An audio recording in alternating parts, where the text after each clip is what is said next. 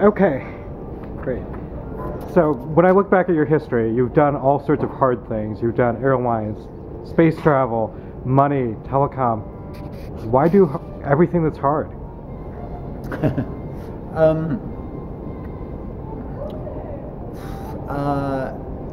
Could we turn the? Oh, sorry. Yeah, she's getting it right Okay. there. Well, look. I mean, I just love a challenge, and I think it's much more fun being a sort of David versus Goliath than being a Goliath having a David after you. And if you are a David, you can.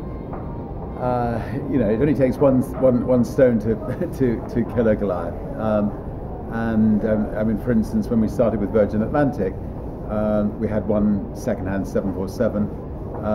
We were up against about 16 different airlines, all of whom had more than 100 planes each. Every single one of those airlines, except for British Airways, has gone bankrupt. So Pan Am, TWA, Air Florida, People's Express, Freddie Laker, British Caledonian, and so on and so on and so on. They've all gone bust. And they went bust because they didn't get the quality right.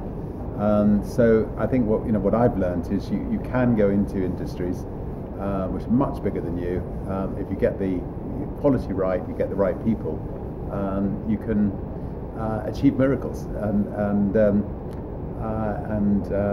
having worked out that formula, we've had fun. Moving into whole lots of different sectors and repeating it.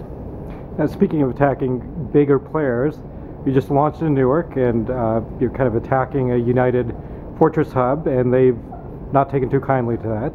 And I think they've gone to pretty much hourly scheduled service against your 3 nonstops a day. Yeah. How do you compete against that? Virgin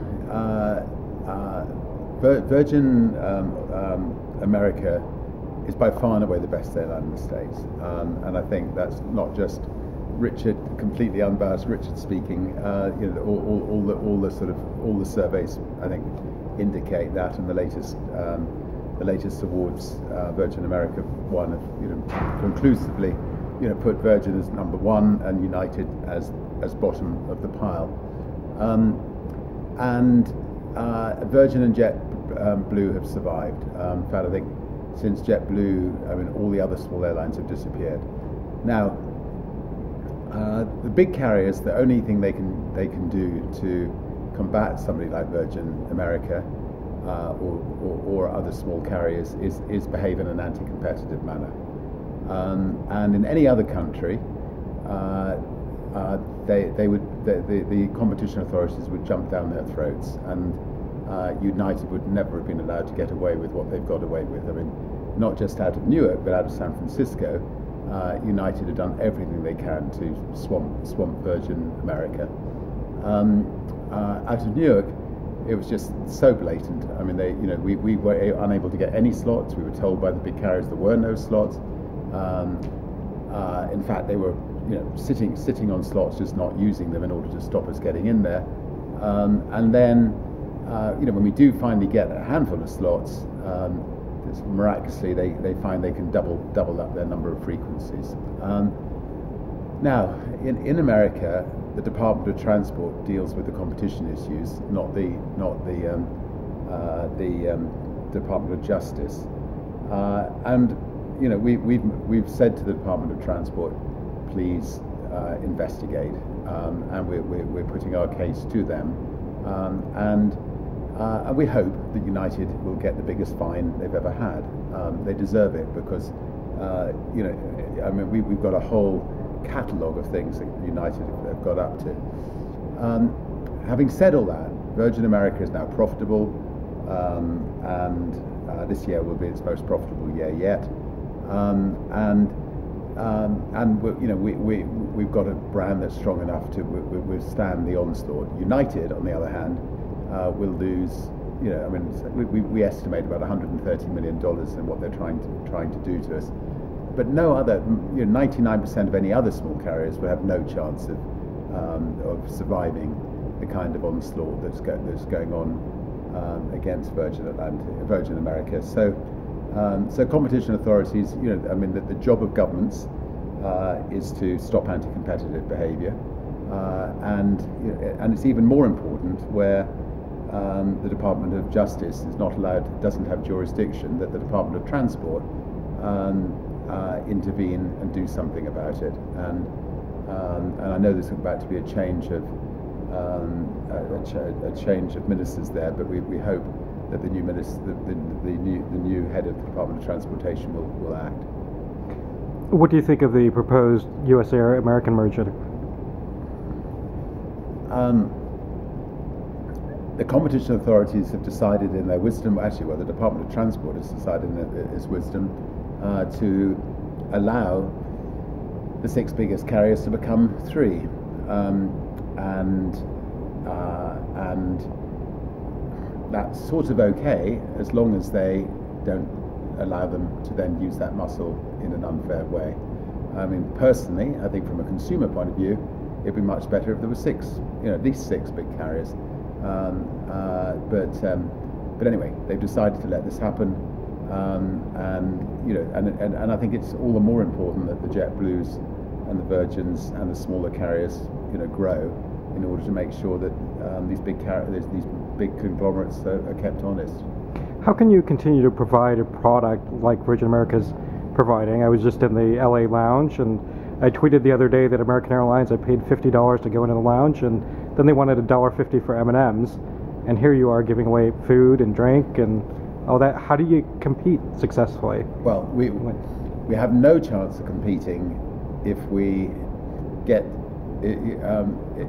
rid of our quality difference. So, I mean, the only way that a carrier like Virgin America can survive and thrive is to make sure that we continue to offer, make every single little detail better than our competitors.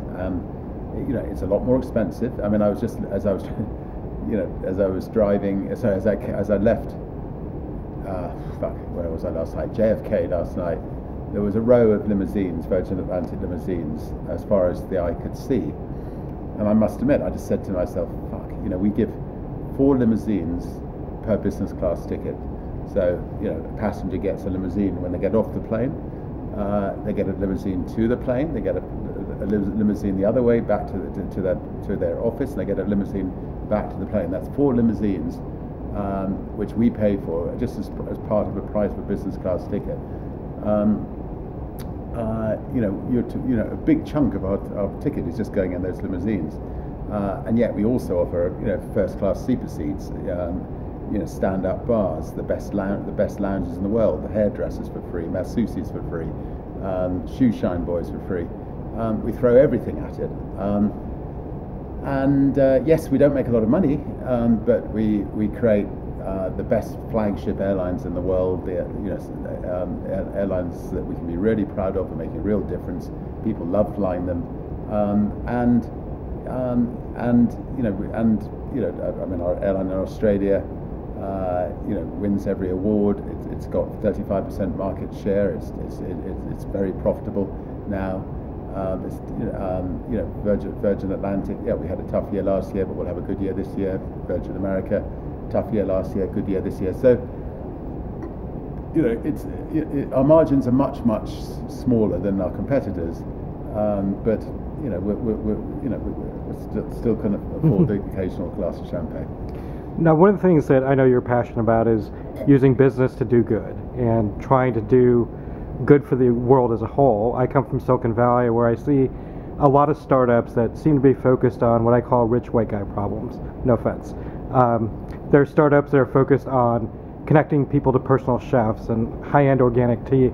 How do you get the entrepreneurial community focused on solving the world's problems? Well, look, first of all, there's nothing wrong in people creating businesses that make make a difference to everybody and anybody. So no criticism of somebody that creates a business that looks after wealthy people rather than looking after poor people. But if you're in that fortunate position, you make a success out of it. Then use your entrepreneurial skills to